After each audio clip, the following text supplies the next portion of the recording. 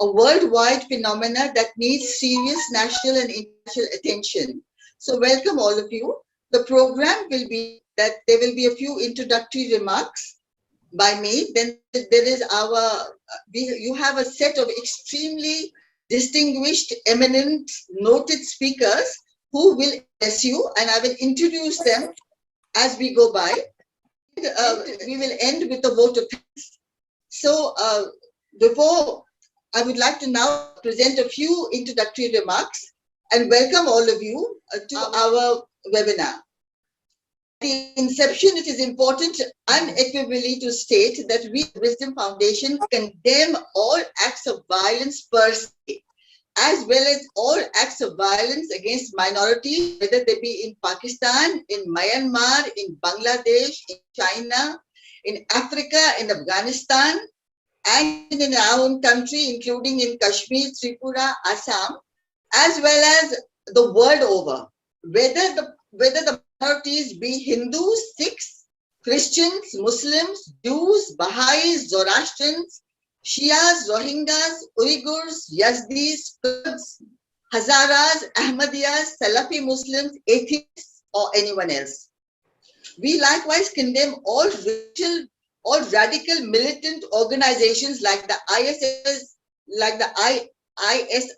Boko Haram, Jaish-e-Mohammed, Tariq-e-Islam, and the rest belonging to whatever denomination and whichever country they come from. So this cuts across the globe. Clearly today, minorities, particularly religious minorities, are facing tremendous pressures across the world from both government and non-state actors. The Universal Declaration of Human Rights of Religious Freedom is under jeopardy here. The right of all human beings to believe or not to believe in accordance with their conscience and live out beliefs in a peaceful, non-violent way without fear of intimidation is under question.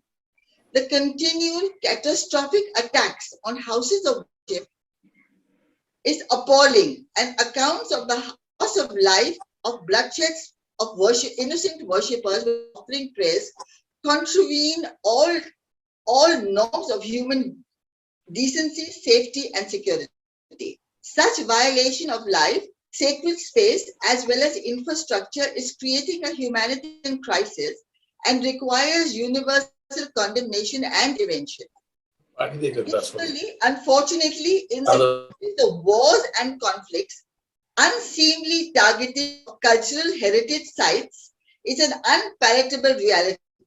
The libraries of Levant and of Darul Hikmah, Baghdad, described as the greatest library on earth at the time, was destroyed in 1258 AD by the miscreant Timur. Destruction of libraries in Afghanistan and such destruction in several areas of the world are deplorable. The destruction of the Bahamian Buddhas and other sites across the world are likewise a disgrace. Such erasures of archaeological sites, architectural heritage, museums, libraries, manuscripts have been equated to uprooting civilizational memory. A sharp escalation in xenophobia, racism, and intolerance, path towards misrepresentation, alteration, and manipulations of religions and faith as a pretext for violence seems to be on the rise. And this is something that is extremely grave and needs to be addressed because it will have very serious consequences and repercussions in the future.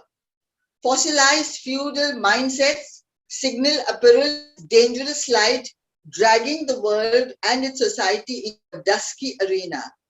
And we, as world citizens, compellingly need to remain committed to high priority, hold accountable for violations of these fundamental freedoms. Seeking recourse to hate is not the answer. On the contrary, hate is a metaphor for disorder, for giving an unparalleled license to a web of fabrications, manufactured deceptions, emboldening a supremacist approach, betrayal of democracy, like anti-Semitism or Islamophobia, and it is said very correctly that when religion and politics are mixed, they make an unholy alliance. With regard to minorities, Islam's perspective, as stated by Prophet Muhammad unambiguously, is that security of life, property, and conscience, of freedom of conscience are inviolable and were guaranteed to non-Muslim minorities, that is the Zimmis. The word Zimmi means the protected people who were living under the protection of the Islamic State. And the Prophet declared, and I quote from Bukhari's hadith, "Beware on the day of judgment, I shall myself be the complainant against him who wrongs a Zimmi or overburdens him with a responsibility or deprives him of anything that belongs to him." And again, the Prophet said that anyone Muslim who harms a Zimmi has not the slightest chance of catching even the slightest faintest smell of heaven. Protect them, they are my Zimmi. This is Bukhari from Kitab al-Qiyah. The Prophet added, he who hurts a Zimmi is like hurting me. He supports many such instances.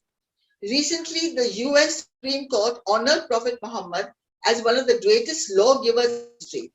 Harvard Law School recognized the Quran as one of the leading books of justice in the world. It is now for the Muslims to ensure and to live up to those ideals and resound this message over and over and over. And any militant, violent organization that is causing chaos in this world has to be banished. The Quran clearly states that life is split, and whoever takes an innocent life is as if he has killed all humanity, and whoever saves a life, it is as if he has saved all humanity. Surah number 5, verse number 32. The Muslims must again resound this message over and over. The world cannot afford to ignore the plight of minorities. This must be said, cutting across Muslims, Hindus, Sikhs, and every continent. The world cannot afford to ignore the plight of minorities, ethnic, linguistic, tribal, or religious, otherwise across the globe. Each country has its own unique dynamics regarding protection of its minorities in general. Implementation of the rule of law against miscreants is an imperative and an implementation of justice. And we plead with governments world over and with the UNO to introduce some system where the minorities can be taken care of.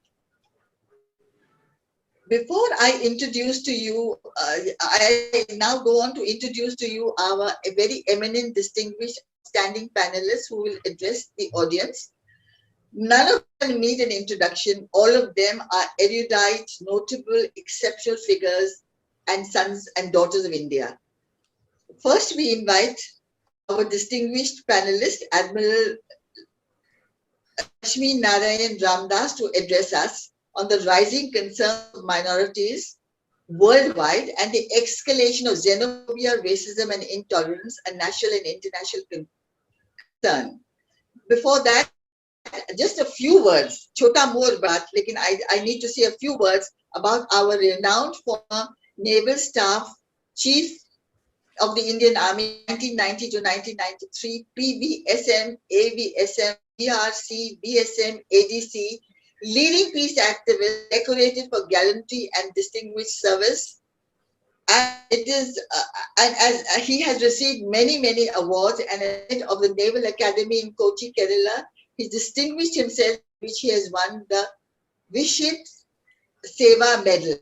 He was awarded the Veer Chakra during the Indo-Pakistan War of 1971, and today is the Liberation Day of Bangladesh. And congratulations to you, Admiral Saab, for taking part in it as part of the newly formed Eastern Fleet, whilst in the command of INS BS. Admiral Ramdas took in the most effective naval blockade of East Pakistan, which frustrated Pakistan's attempt to evacuate 93,000 troops who eventually surrendered to the Indian force. He has had appointments of the Director of Personal, Director of Naval Signals, Director of Naval Operations at the Naval Headquarters, and other and other very important appointments, such as the Assistant Chief of the Naval Operations Flag Officer Commanding Eastern Fleet, OCEF, Controller of Warship Production and Acquisition, WPA, Deputy Chief of the Naval Staff, DNCS, and Flag Officer Commanding the Naval Southern Command, for his efforts to demilitarize and denuclearize South Asia in efforts to prevent the building of the Kundakulam reactor. Ramdas was awarded the Ramanand Magsaysay Award for Peace in 2004. We invite you, Admiral Sahab, with your opening remarks. Thank you very much. मेरा तो भाषण आधा तो आपने दे ही दिया है. खैर कोई बात नहीं. अभी today marks the second anniversary of Shaheen Bagh. Actually, it is 2 days early, but I feel that they really showed way to what is really wrong in the country. I think they have a great thing to be thankful for, and equally we have also got a focus to go for. And we talk of victimization of minorities. Surely, if this is not a victimization, I'd like to know what. Let me at the outset congratulate Dr. Zeenat Ali for having organized this sort of discussions and deliberations with such tremendous experts. I don't know what I'm doing in this present company, but still, I'm here for my little work that I do, or I try to do after I retire.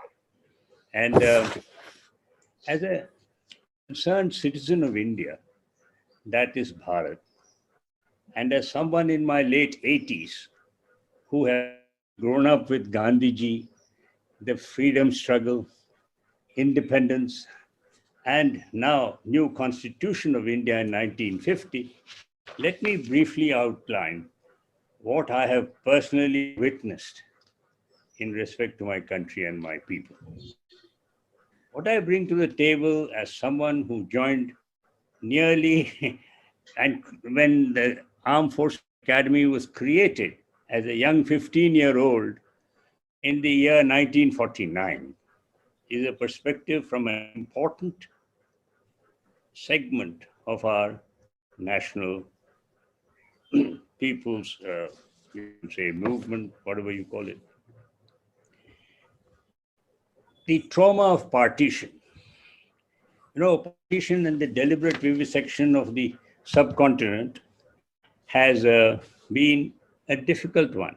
And I think it's an old minority bashing techniques which has been going on for a long time in this country. And I was a 13-year-old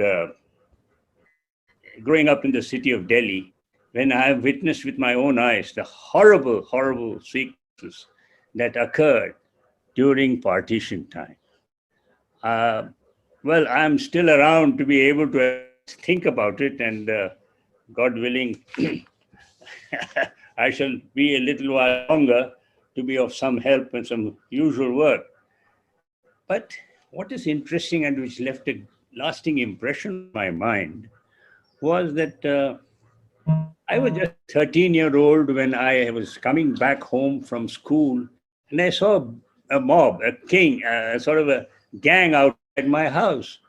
So I was a bit surprised, and because I said, look, so I went in, parked my bicycle, and I went up the staircase, and at the door, I saw my old man, you know, my father, late father, who was standing like this with his arms across the door and stopping this mob from coming in. So I was thinking, what is going on?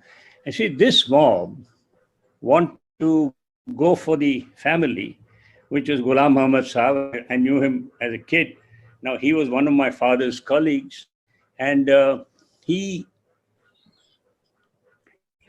and his family had asked for shelter to be inside our flat. It was a small flat, you know, a government official. And so that's how it happened. And I must say, it was something where he said, look, if you have to go through, you have to go through my dead body, literally. And that made a deep, deep impression on my mind. I said, here is a man who wasn't bothered about himself, but he said, I must get this thing across quickly. Now, leaders make the actual way in which we go. That day, I realized that there was a deep and vicious side in my people, and which could ignite controllable fires. Indeed, that was what happened then. And literally, as I was telling you, there have been many, many instances where we have had this problem all the time. I was one of those few, as I mentioned earlier, to have joined the academy at that age. And then in age of 15, I entered the academy. Those days, we were still a dominion. And that was 1949. I did the selection for it in about March 1948. So virtually within a few months of Gandhiji's unfortunate passing away, which was thanks to the shooting by a guy called Godse, I think, and he did what I presume he thought he was doing a great thing. And today there are people eulogizing him and, in fact, thinking of building temples after him. What are these secular values and religious freedoms that we talked about in our Constitution? For us in the armed forces, secularism provided glue to that hard found love and affection we had for Hindus, Muslims, Christians, Sikhs, jo bhi ho, or ye ho raha. For us, the armed forces, secularism provided glue which bound us together in a solid, unshakable wall of camaraderie and interdependence. We had always believed implicitly that the military would never fall prey to the increasing communalization of the country and the society. And as I have said, the fault lines in our own democratic polity were already there, and even before independence. Sadly, the leadership in the post-independence era did not have the vision or the will to address this deep divide and heal the cleavages based on caste, creed, and community. Successive governments and parties have only exploited the age-old divisions in society instead of healing them. Dalits and tribal groups, both significant minorities in India, have long been the targets of violence and discrimination. Post-liberalization, corporate greed, and extractive industries have been responsible for instigating unrest among indigenous communities whose lands were appropriated and was fought quietly. Identity issues and attacks on their land and natural resources have also been at necessarily the root of much of the unrest in North and Northeast, which has also had to face occupation and enormous conflict and frequent violent action by forces, quoting counterinsurgency. The Sikhs were not spared either. The pogrom against the community, especially in Delhi in 1984, after the assassination of Mrs. Indira Gandhi, will remain as a major blot in our democracy. This was followed by the tragedy of the demolition and destruction of Babri Masjid, and with the bomb blasts of Bombay, post-Godhra and carnage in Gujarat in 2002, the country has witnessed systematic targeting of the Muslim majority. Minority. I beg your pardon, I should have said minority. While almost every political party has made use of communal agendas to bring them to power, it is after 2014 seeing a different level of impunity in affirmation of a majoritarian agenda. An aggressive Hindutva, touted as the flag bearer of a Hindu Rashtra, is today leading the charge against almost all minorities, Muslims being their special targets. The recent laws on conversion and systematically targeting attacks on the Christians in Karnataka speaks of an unrelenting attack on all faiths. Institutions of state, from the judiciary, election commission, the law and order system, and the mainstream media have all seemingly capitulated.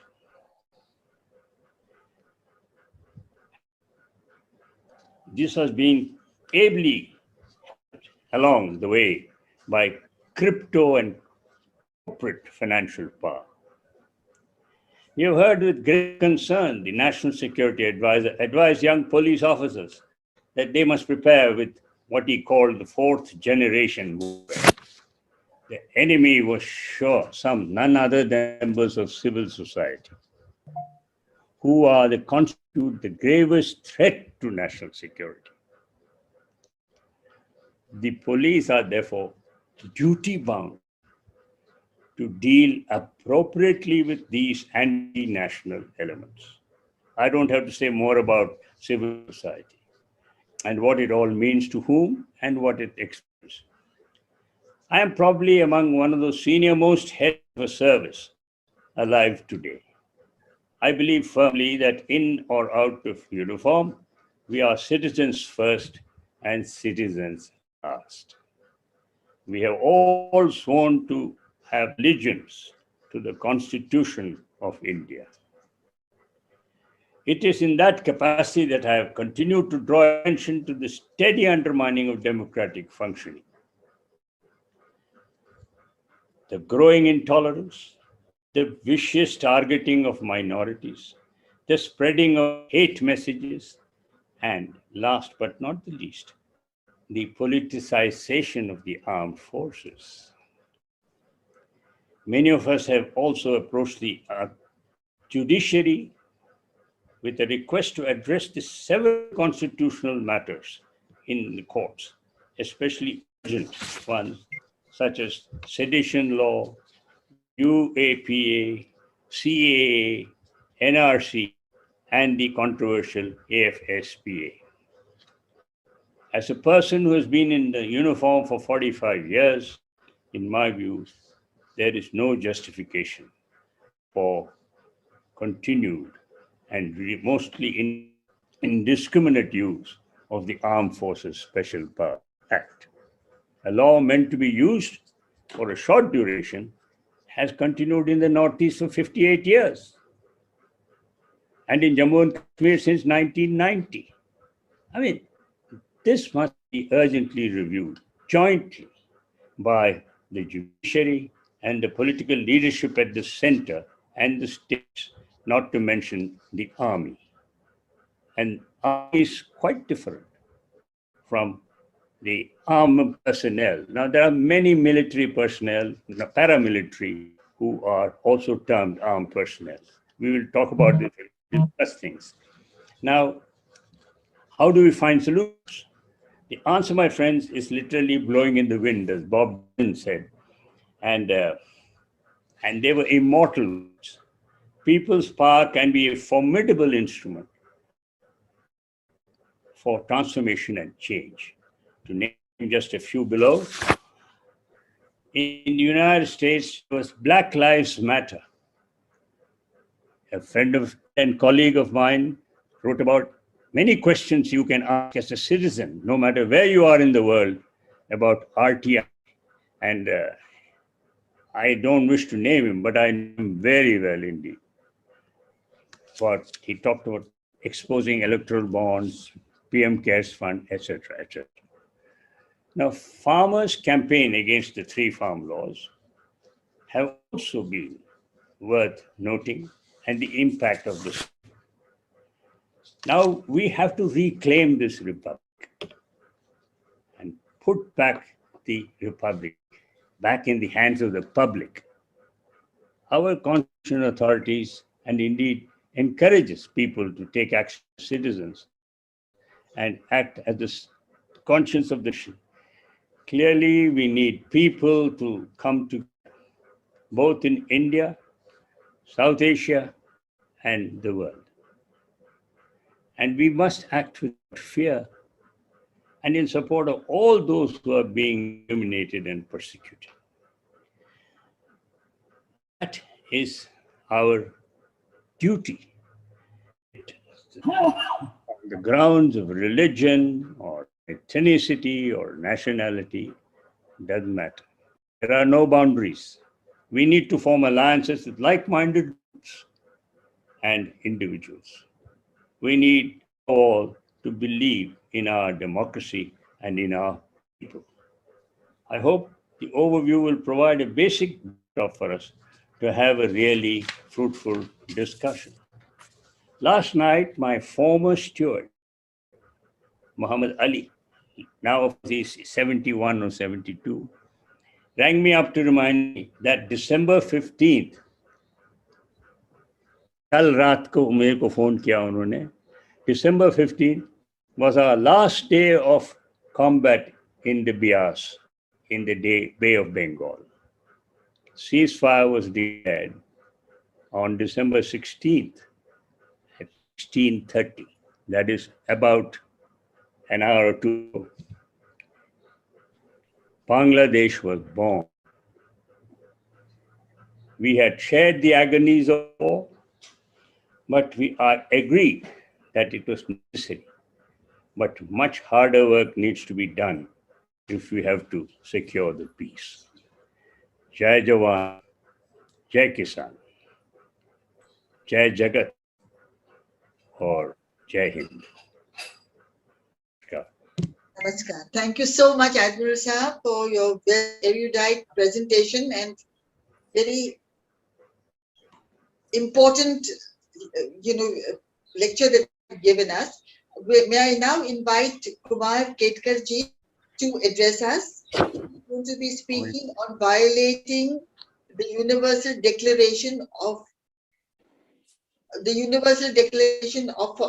religion, which is now under threat.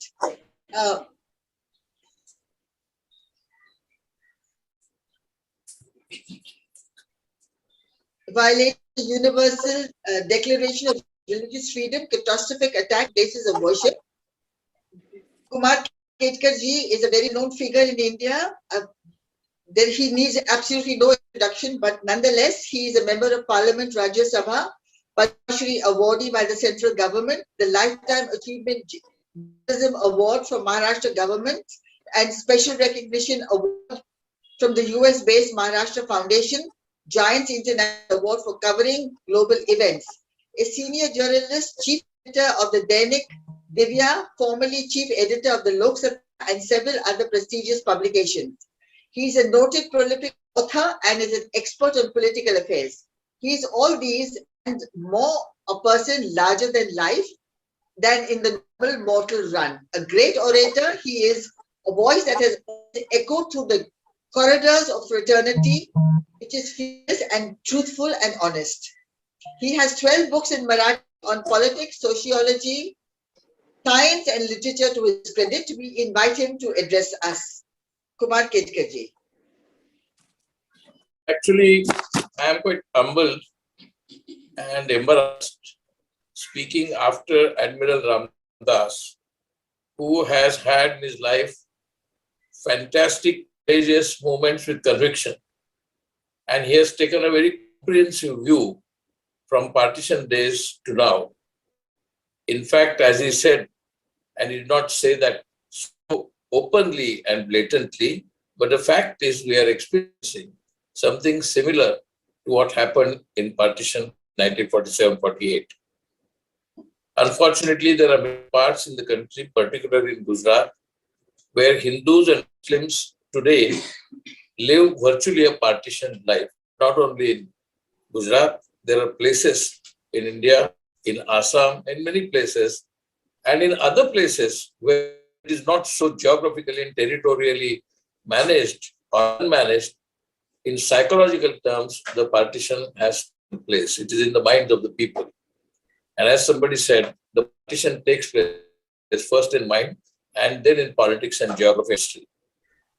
Having said that, and after having heard Admiral Ramdas for taking a tremendously comprehensive and detailed view of how minorities were targeted, how they have been targeted, particularly after 2014, and even before, after Babri Masjid, or even before that when the Rath Yatra took place, or earlier in 1984 and before that.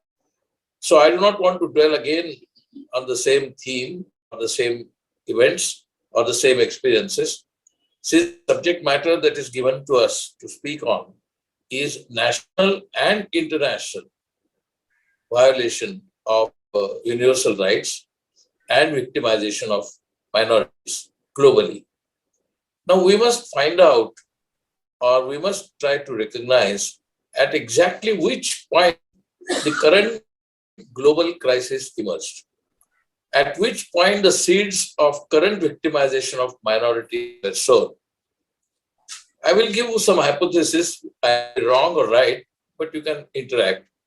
My hypothesis is, with the fall of the Berlin Wall in 1989 and the beginning of end of Cold War, and in 1991, the disintegration of Soviet Union, opened the doors in the name of globalization, but as Francis Fukuyama said, actually end of history. End of history did not happen, but end of certain history did happen. And at that point of time, there emerged a complete ideological vacuum. From 1989, and particularly after 1991, ideological vacuum became so great that India also had to openly declare liberalization, privatization, and globalization. I do not blame the government then, because suddenly our exports to Soviet Union and Eastern Europe were discontinued. The entire trade became dollar-driven trade, and the economies of the world began to change, and people started talking about borderless markets, borderless world. So it was inevitable that the globalization would take root. But with globalization, also not only end of history, Huntington's thesis of clash of civilizations also appeared on the scene.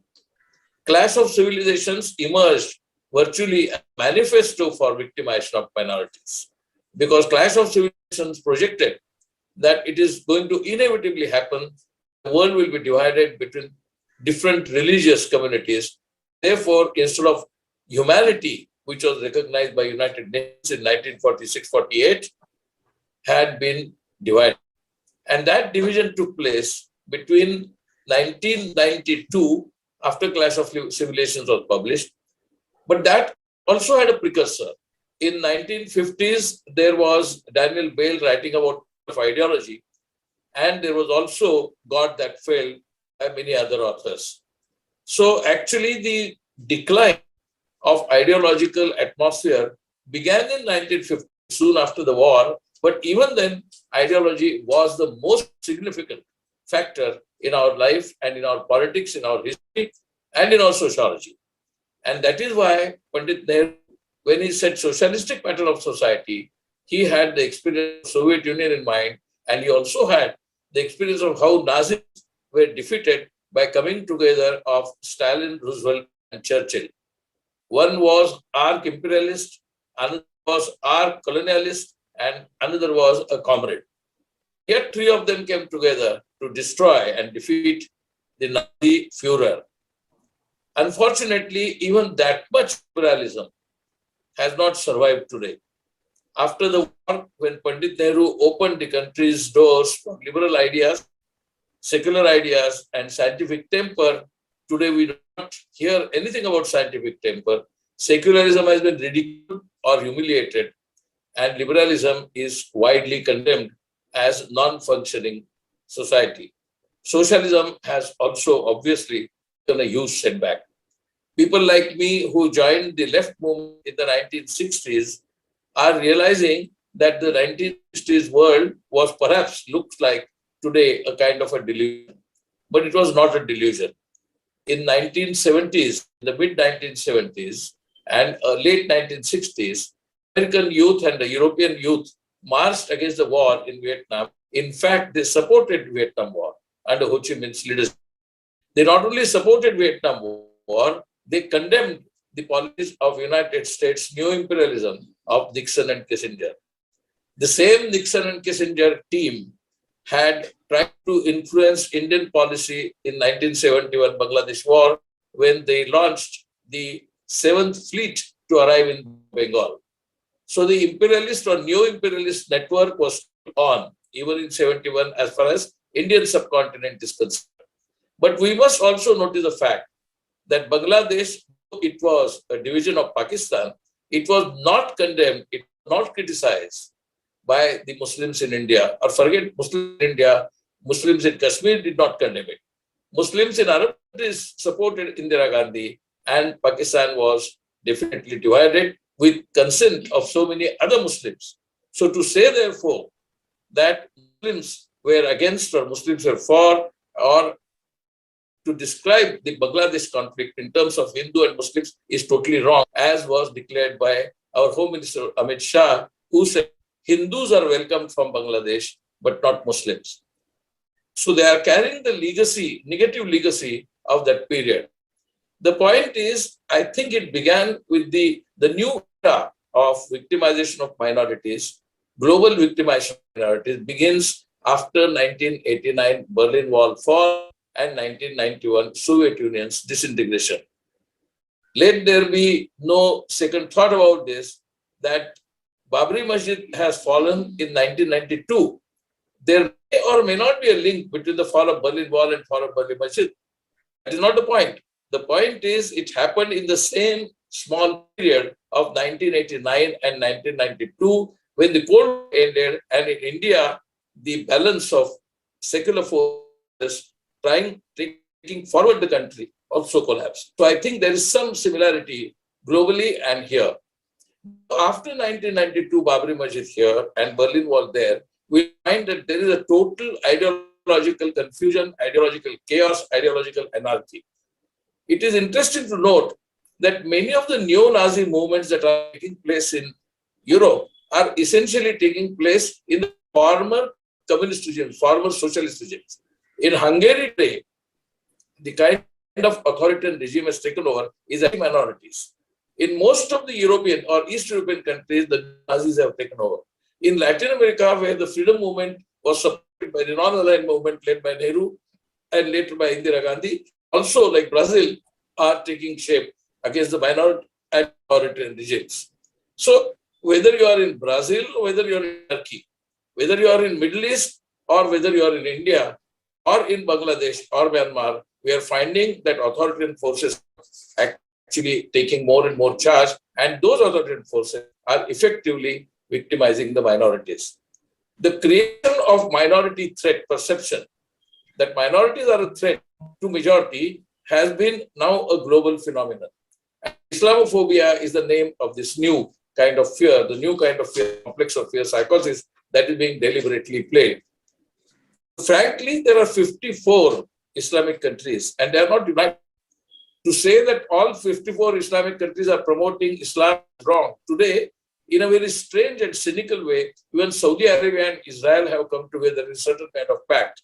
UAE and Israel have come together in a pact. So to say that all Islam is together, there is Iran and Saudi Arabia fighting against each other, but those who talk about anti-Islam or anti-Muslim politics, they do not know the differentiation.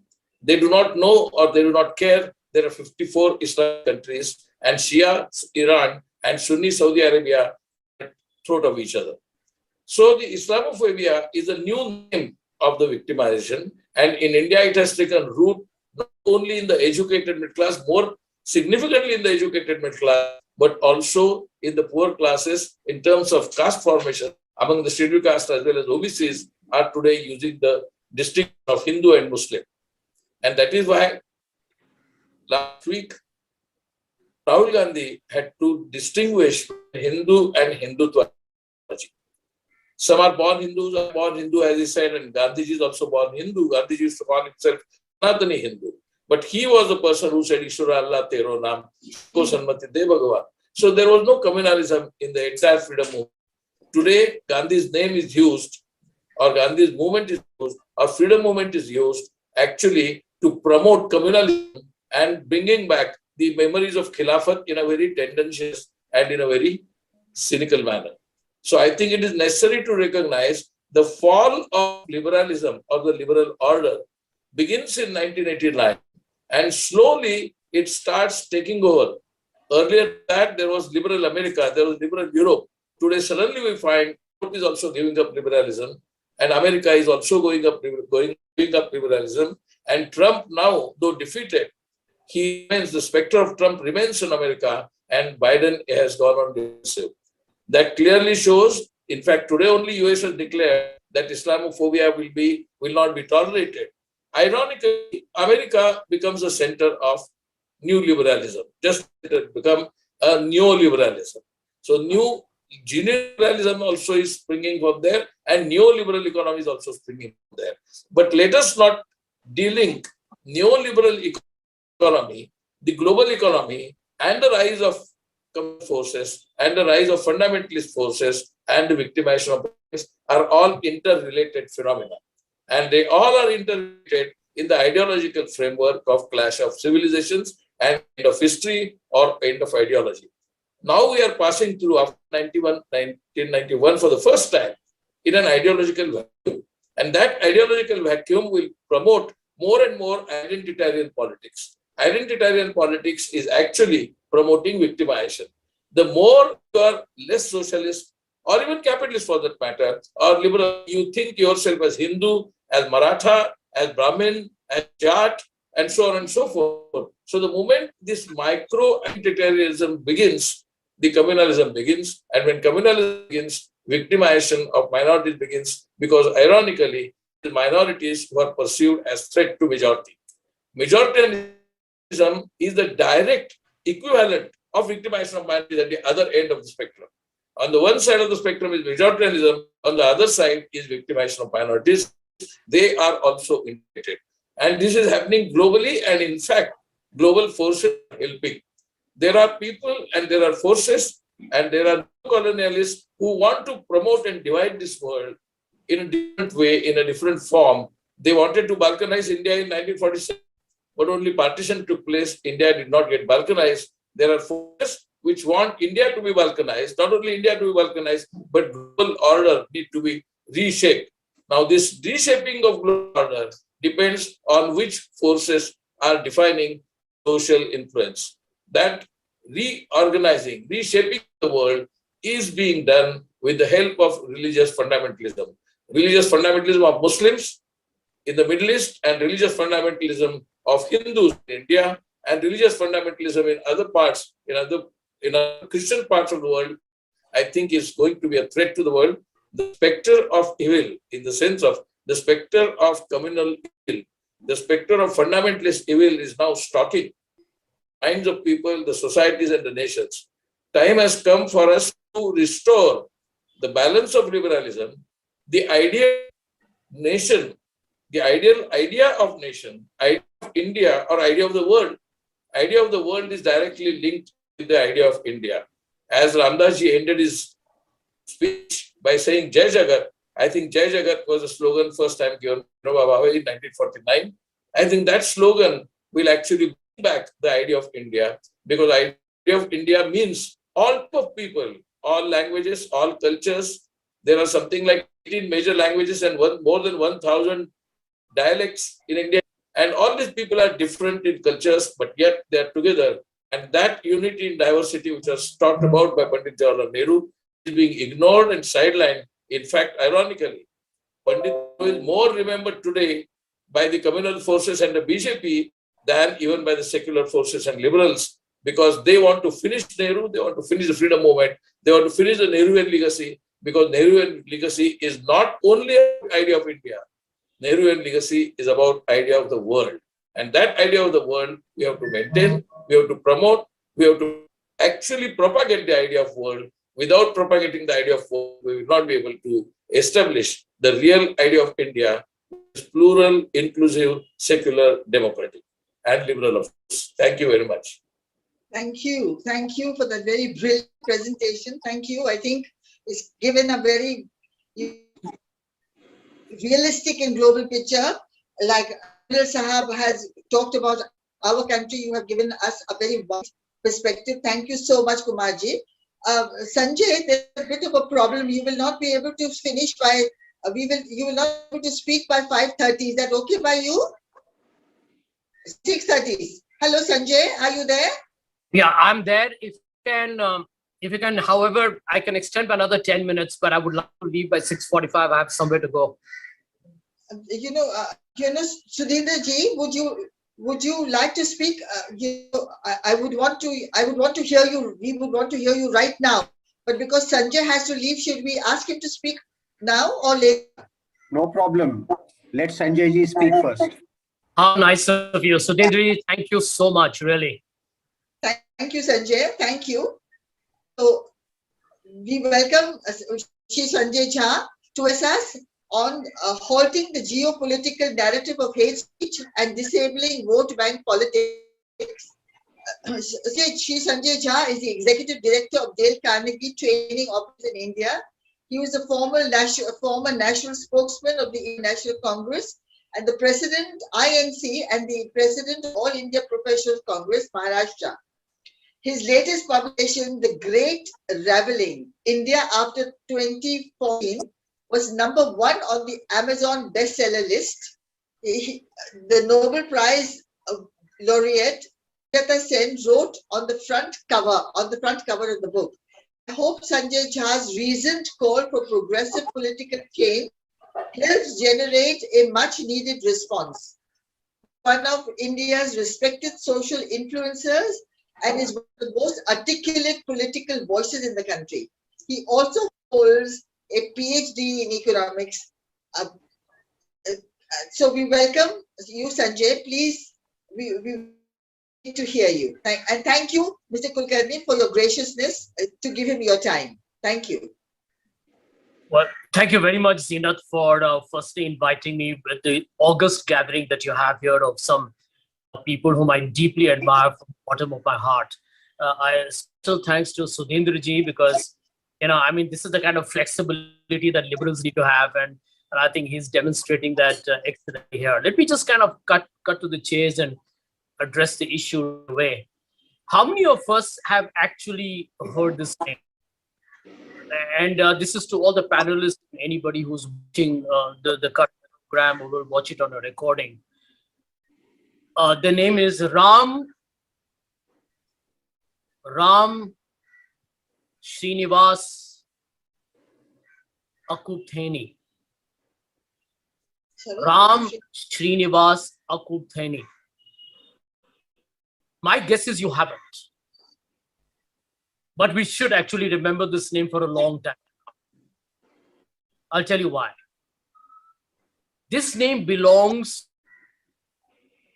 to a young man who's a graduate from one of the most prestigious educational institutions in the country. I'm referring to Brand IIT. He's a student of the IIT Hyderabad. Guess why he made news recently? Because he attacked the captain of the Indian cricket team, who's, by the way, in the news for different reasons the last couple of days, Virat Kohli. And we all know the Indian captain is mostly more probable, or rather, definitely not just probable, but mostly more popular than the Prime Minister of this country. He did not attack Virat Kohli. He actually attacked his 9-month-old daughter.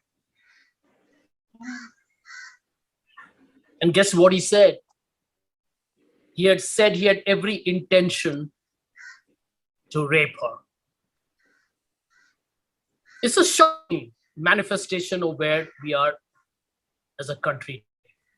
And maybe this example is germane to our conversation, Zeenat.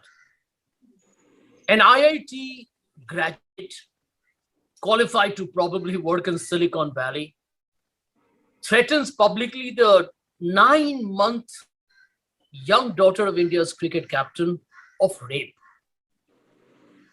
Try to get into the mind of the young man. Understand the psychology, because this is a microcosm of the India that we have become. Here is a man who's so seen with hate, who's so, shall we say, consumed by anger, so imbibed with venom, that he wants to indulge in the most ghastly, dastardly act on a tender young child. So let's ask ourselves this very fundamental question. What made him so angry? What made Ram Srinivas Akuteni so angry? You know what got him furious? The agitated soul was belligerent because the Indian captain Virat Kohli spoke up for his fellow colleague Mohammad Shami. India lost that match against Pakistan recently in T20 World Cup. And you know what happened? Social media, many people from the right wing, particularly those who are very tactical and sympathetically disposed to the government, they wanted to say that Mr. Shami was a traitor.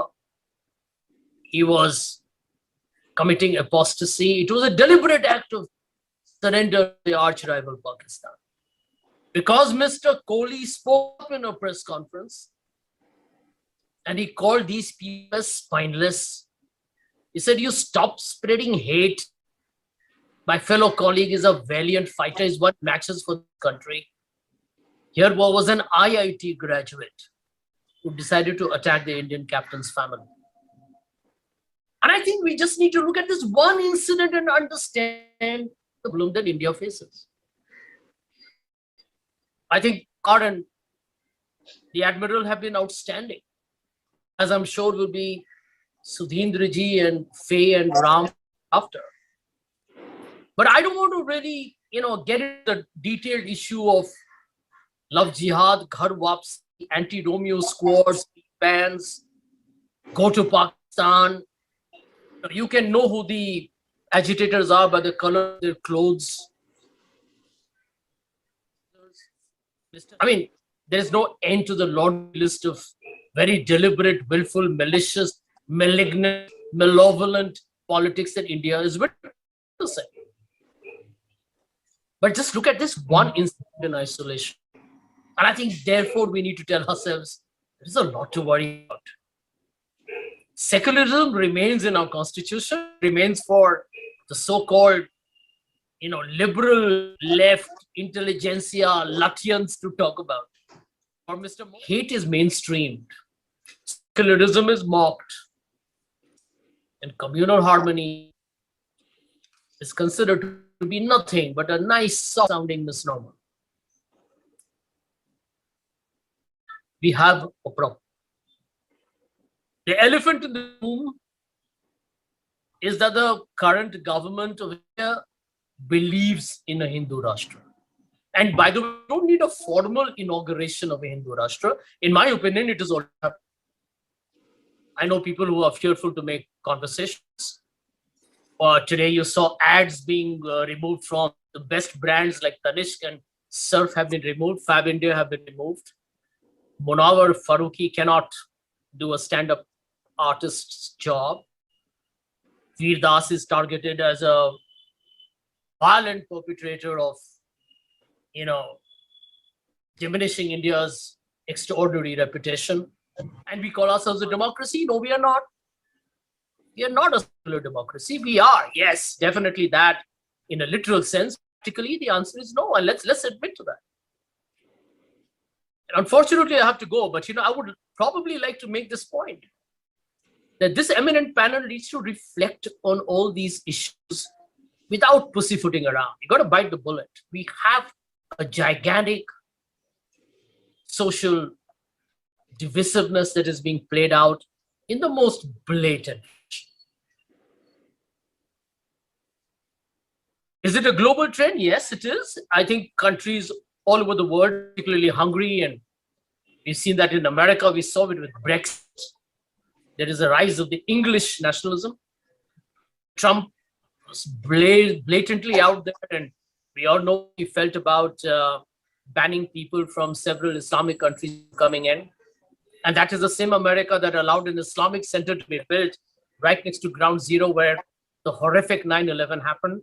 Kumar Ketkar is absolutely right that there is the rise of religious fundamentalism. There is no doubt about it that Saudi Arabia has got a key role to play in the spread of Wahhabism, which is also a form of a very dangerous radicalization that is going on.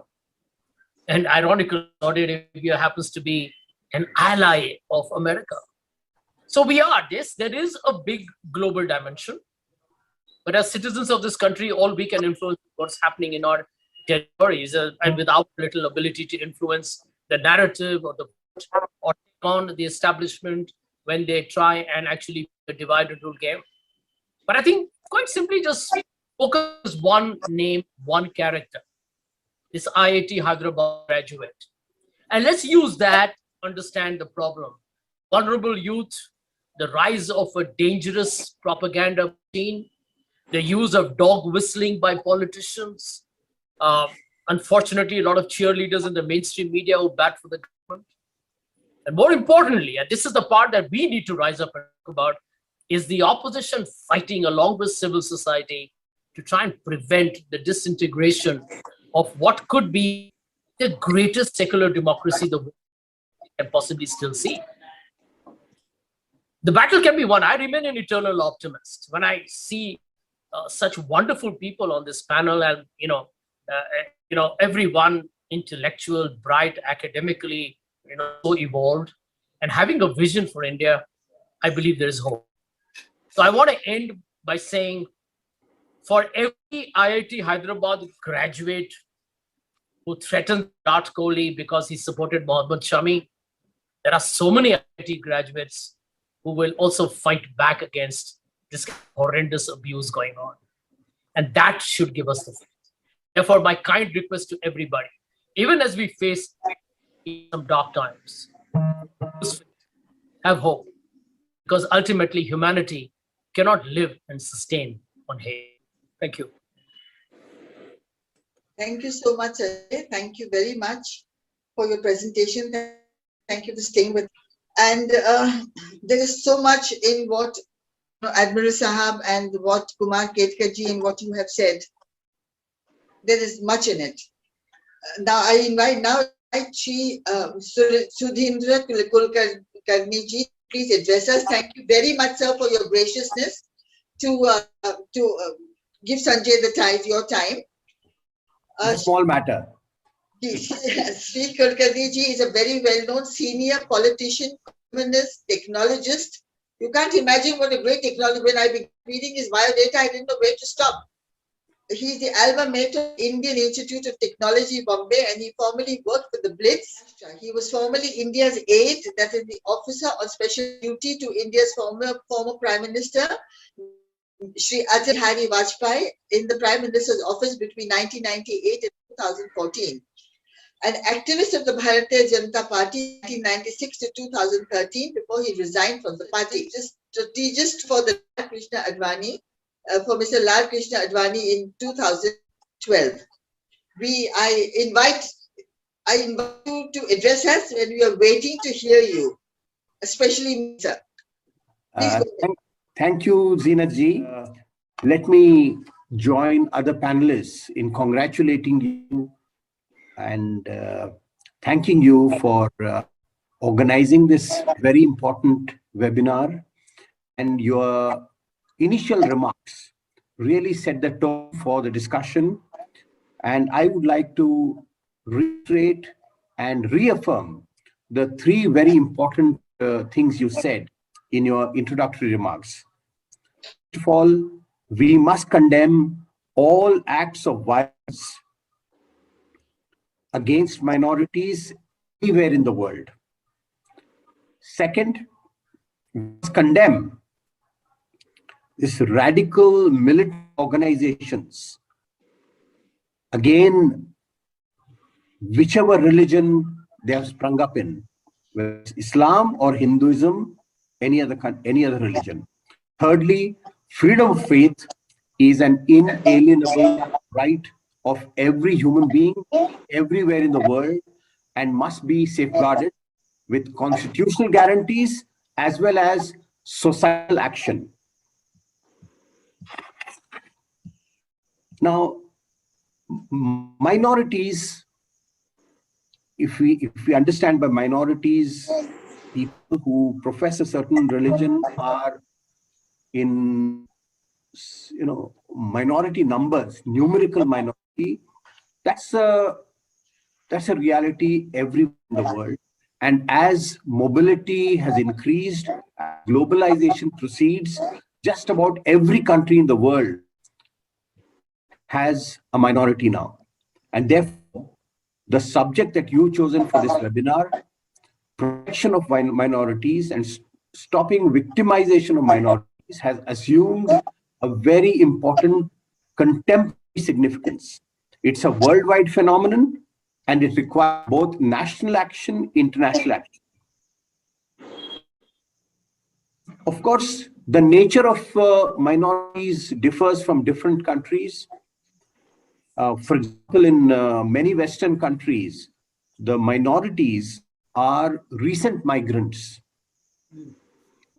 The dynamic of majority-minority problem is different, whereas in South Asia, in countries of South Asia, it's India, Pakistan, Bangladesh, Sri Lanka, minorities are not migrants. Minorities are as rooted, as much a part of society as the so-called majority. Now, for centuries in history, this majority-minority division, majority-minority antagonism did not really manifest itself in the way it is doing now. For example, for many centuries in India, Muslims have always been a numerical minority, even in undivided India. But did they consider themselves a minority? Many parts of India were ruled by Muslim kings and emperors in Mughal India, pre-Mughal era of Indian history. It's a very important question to address. Did Muslims, were a numerical minority, consider themselves a minority when Muslim kings were ruling in many parts of India? The answer is obviously no. Which means that this minority-majority question is related in some way to political power. And therefore, in today's context, majority has acquired, or rather those who profess majoritarianism and practice majoritarianism acquired political power. As a result, there is a greater sense of insecurity among minorities, greater victimization of minorities, and minorities are made to feel that they do not belong to this nation as much as the majority does, as if they are outsiders, they're alien, even though, as I mentioned earlier, they have been part of India ever since, they only practiced their freedom of faith to switch from one religion to another, but they have been part of India as much as the majority. Now, therefore, we have to address the majority-minority today by by focusing on how a certain political party has used or misused religion, has used majoritarianism to acquire power, and has therefore unleashed a series of actions that is changing the basic idea, the basic character of India. I'm referring, of course, to the Bharatiya Janata Party. Now, if therefore victimization of minorities has to be ended in India, the first thing to do is that we must remove the Bharatiya Janata Party, the party that has misused Hinduism, that has used majoritarianism to come to power and to consolidate its power. We must remove the BJP from power because it is political power that has emboldened them to practice majoritarianism and make minorities insecure. So, if the civil society and if all the political parties in India, they make a common cause to defeat the BJP in 2024, I am sure we will not probably completely solve the problem of victimization of minorities, but a major progress will be made in reclaiming the idea of India, reclaiming the character of India, rebuilding India as a secular democracy if we defeat the BJP in 2024. And that must be our foremost priority. Now, it is in this context that this webinar, we should have some discussion on a very important articulation made by Rahul Gandhi recently, which Kumar referred to, that Hinduism and Hindutva are different. Now, this has taken the ideological battle right to the majority community, and I strongly hope that not only the Congress party, but all other secular parties in India continue this ideological battle by making Hinduism the tool or the instrument for reclaiming secularism. Now, some people in India might think that this is practicing soft Hindutva. I strongly disbelieve in it. This is not soft Hindutva at all. We must make a clear distinction between Hinduism, which is a religion at its core that preaches tolerance, that teaches respect for all religions, as Rahul Gandhi said in his speech at Jaipur recently, and Hindutva, which is cynical misuse of religion for acquiring political power and practicing majoritarianism. It must be mentioned here that this is in some way not an altogether new articulation by a Congress leader. Way back in 1999, the Congress Working Committee passed a very important resolution, which many people have forgotten.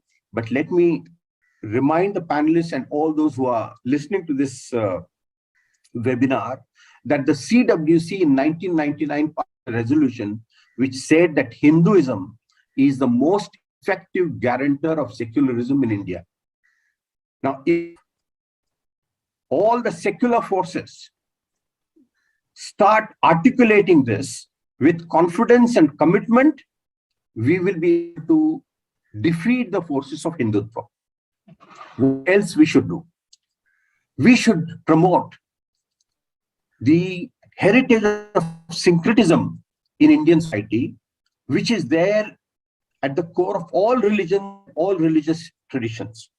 Friends, I'm speaking to you from Punjab today. I'm in Chandigarh, and Punjab presents a wonderful example of syncretism.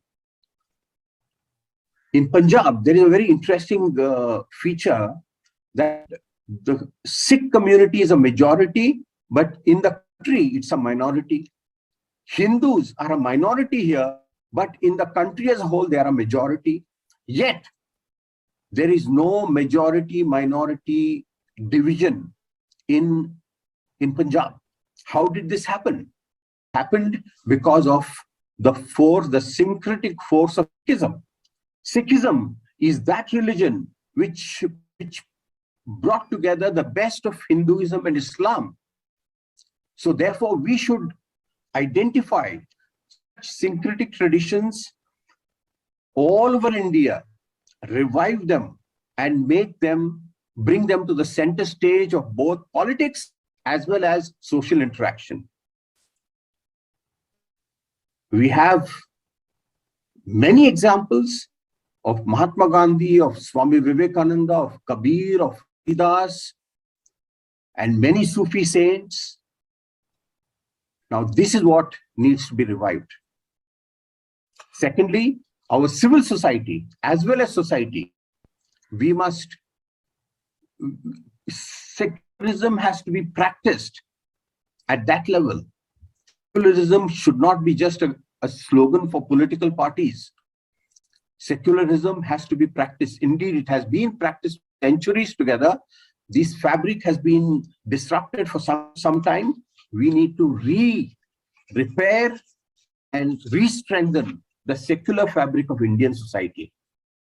Now, I would like to make just one more suggestion for this discussion. Secularism, we strengthen. We also have to espouse secularism in our neighborhood.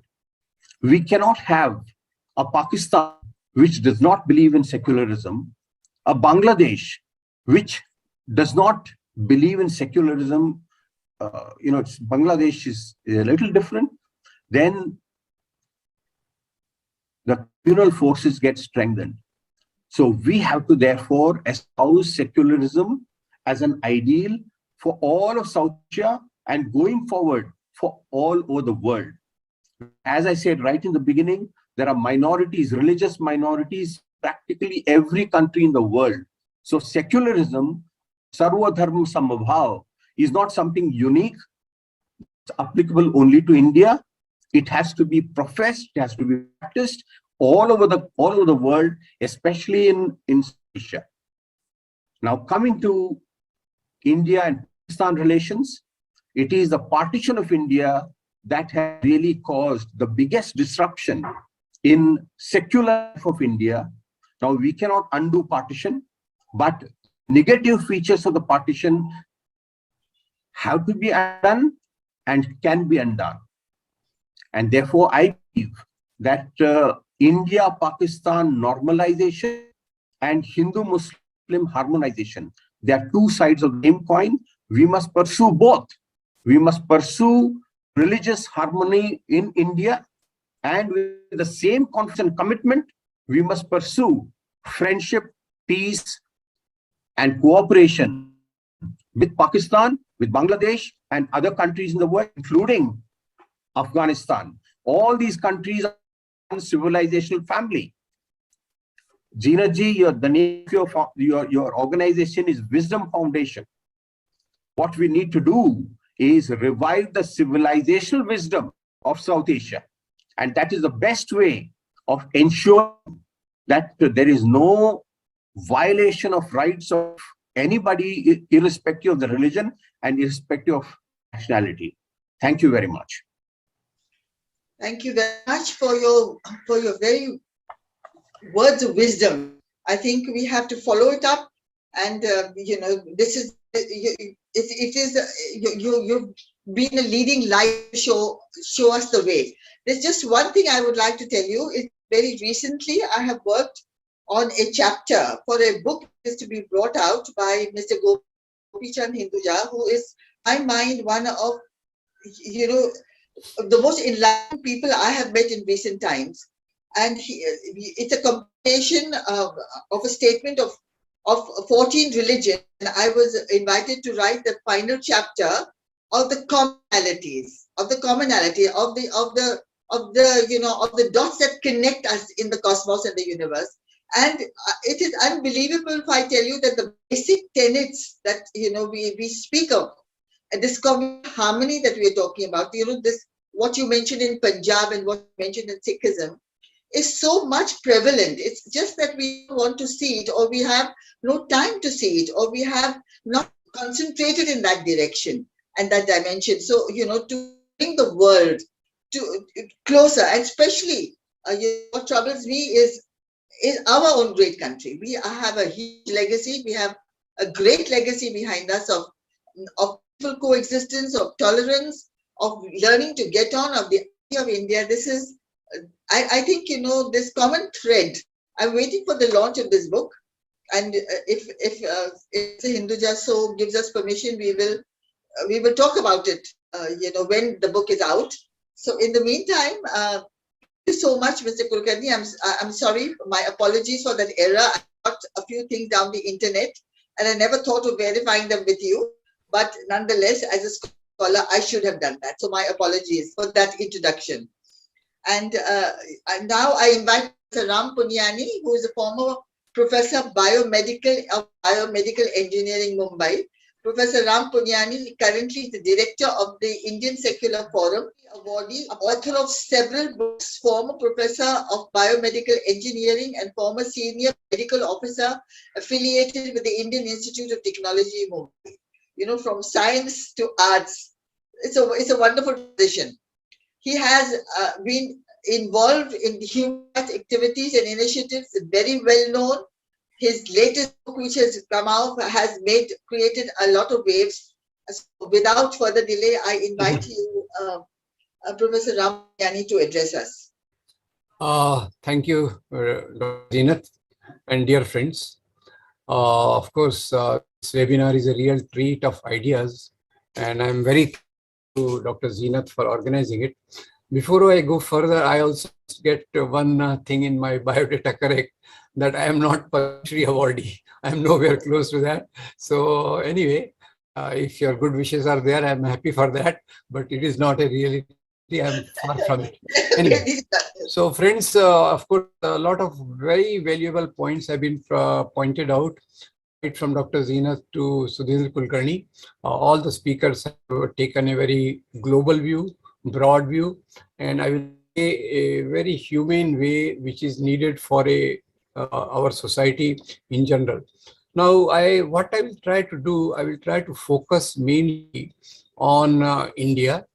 And some of the speakers have already pointed out that here, the difference is that people of different religions, we are staying here from several centuries. It's not a new phenomenon.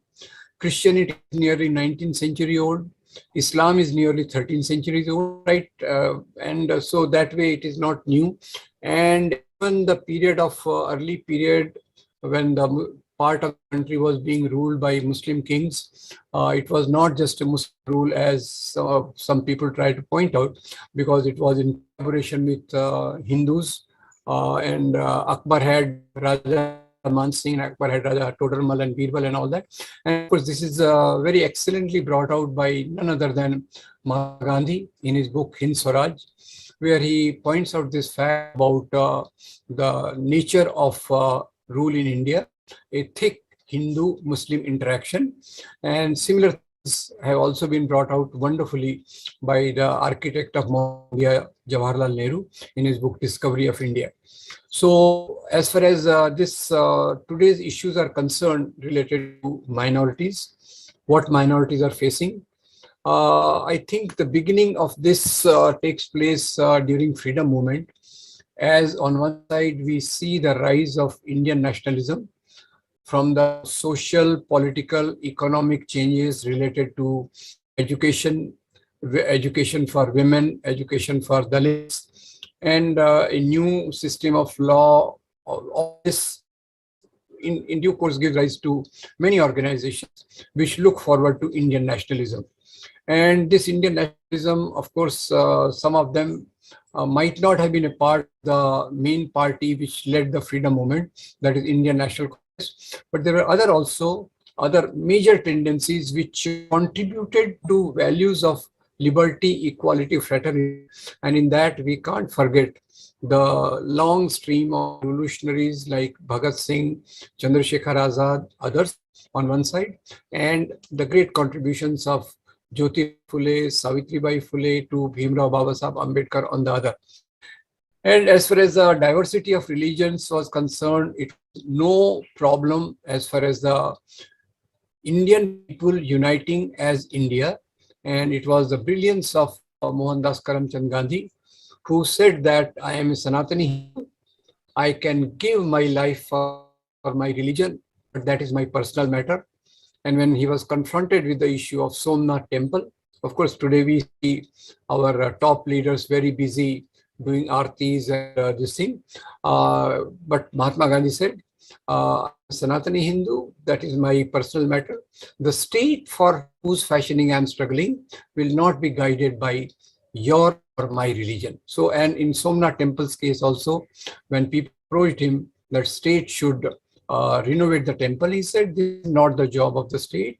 Hindu community is powerful, capable enough of making its temple. So, like being a good Hindu and being a very great secular had no contradiction. Similarly, being a great Muslim and being a great secular had no contradiction.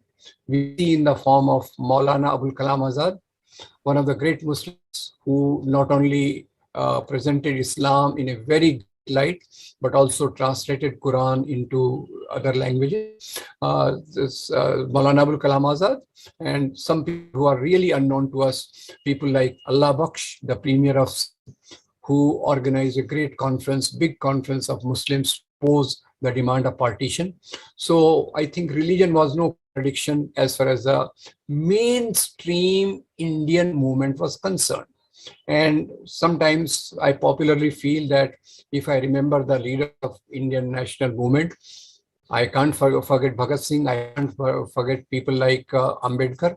And within the party which led the freedom movement, I put 4 representatives like Maulana Abul Kalam Azad, Annie Besant, Sardar Baldev Singh, and Mohandas Gandhi himself. And of course, when I say Gandhi, all other people like Patel, Nehru come in that spectrum. So it was not a problem. But on the other side, there also developed the streams which were opposed to the changing values of the society. I say values of liberty, equality, fraternity, and social justice. They were inherent in the way the movement developed, the way it shaped. But there were people who were opposed to this even at that time. Only thing is, because of global situation, local situation, they were marginal forces, and the British policy of divide and rule promoted them. On one side, the Muslim League, which initially was led by a Prince Aga Khan, and the elements of Hindu Mahasabha, whose one of the predecessors was Raja of Kashi. Of course, later on, initially these trends came from Rajas, Nawabs, princely states, landlords, and all that. Later on, people like Savarkar and others who were not themselves landlords or kings, they also joined and gave leadership to parties. So it is from this that the roots of hatred begin. And what Sanjay Jha was mentioning about Virat Kohli incident, believe me, this is the culmination of the same hatred which began during freedom movement. On one side, Muslim League spreading hatred against Hindus, and Hindu Mahasabha and RSS spreading hatred against Muslims. Now, and this was of course a clever ploy by the British also, who introduced communal historiography, where the whole history was not read from the point of view of average people, the Dalits, the workers, the women, and all that, but the history was looked through the prism of religion of the king. So in that, Muslim League tried to present that we were the rulers, and Hindu Mahasabha and later on RSS felt that these were the foreigners who oppressed us, who destroyed our temples, who brought Islam by force, and others went on adding to this. So I think this is where the roots of hatred lie. And the minority community in India, of course, I must say that there is no equal to Mohandas Karamchand Gandhi when he identified the problem and said that Hindu-Muslim unity is a central to the unity of India. Later on, of course, last 20 years and last few weeks in more particular, we are saying that the minuscule minority of 2.3% Christians, they are also being targeted because of the hate which has been spread against them. And it is this hate because of which the violence is orchestrated. I believe human society, humans naturally love each other. And it is certain political tendencies which bring in hatred, which instill hatred through their work of, to say directly, whatever type of work they do. Some people start multiple shakhas in thousands, and some of they indoctrinate a lot of people into such a thing. And that's why one of the examples I saw, that even while inaugurating that Kashi Vishwanath corridor, our Prime Minister could not resist and frankly said, if the Aurangzeb, there is a Shivaji also. So he reminded people that Kashi Vishwanath temple was destroyed by damaged Aurangzeb, but he forgot to tell us that same Aurangzeb gave donations to over 50 temples, including Mahakal temple, Kamakhya temple, and Lord Krishna temple in Vrindavan. So anyway, that's a big topic. I will not go into that. Question is that after independence, to me, because I'm talking mainly from Indian point of view, after independence, till Gandhi was alive, through his own life, he was giving the messages of deeper secularism and a very great religiosity at the same time. Till Nehru was alive, he was doing the same thing in practice, and the type of affinity created, that was a root because of which India came up to this extent where we find today. And after that, there was no particular effort to ensure that the correct ideas about which Suzinder talked about, syncretic culture, the deeper values of religion, starting from Sufi tradition, Bhakti tradition, Saint tradition, Sikh tradition, right up to Maulana Azad and Gandhi, all these, they were not brought to the people in that live form or in whatever form we have. Today, when we see the violence is not just restricted to killing of the innocent people. It also leads to ghettoization of the communities. Ghettoization of the community pushes them into the tortoise-like shell, and that again, in turn, pushes them into backwardness as far as the social reforms and other things concerned. So the point I want to make is that misconceptions have been spread in the society in a very systematic and powerful way. Muslims are like this, and starting from Muslim kings, destroying temples, forcible conversions, to 4 wives, 20 children, to being Muslims terrorists, all that. Other side, Christians being converters. So this is the misconceptions which we have to combat. Now this creates hatred in those communities, and this hatred is used by ethnopreneurs, the political tendency. Politicians will not use that word broadly, but those political people who believe in the nationalism in the name of religion. That's why I feel violence does not take place. Violence is not spontaneous. Violence is orchestrated for a particular goal, and that violence further leads to polarization, and polarization leads to a type of situation in which we have a political party which is unconcerned about the basic issues of the people, which is unconcerned about this and has more focus on trying to rouse emotional feelings of the people, be it be around temples, be it be around cow, love jihad, beef, Corona jihad. Corona jihad was a last example where we saw how they could use the Corona issue to demonize community further. So today, if we are talking of minorities, I am talking limited perspective of India. They have been ghettoized to a great extent, and as I think Kumar was pointing out, in Gujarat, the partitions are becoming real. They began long ago. Even in a city like Bombay, it is difficult for a Muslim to get a housing in a mixed locality, and there are many places I know from Tata Institute of Social Work. Being Muslim, they could not get, accommodation in the nearby residence. So these partitions which have been created, they are becoming deeper because of the this whole communal mindset which has been systematically cultivated. So that is one, that is just as high how I look at it. And as far as the solution is concerned, Susan very well pointed out that this whole communal tendency became much stronger after this party came into power. So that is one part of the problem, that somehow when this party, because Anderson and Damle, they point out in their book that after 2014, just in 3 years, the RSS shakhas doubled up. They became double in number. And I don't know the exact statistic. And it is not just BJP. There are over 200 such organizations which create this hatred against Muslims, and lately equal amount against Christians also.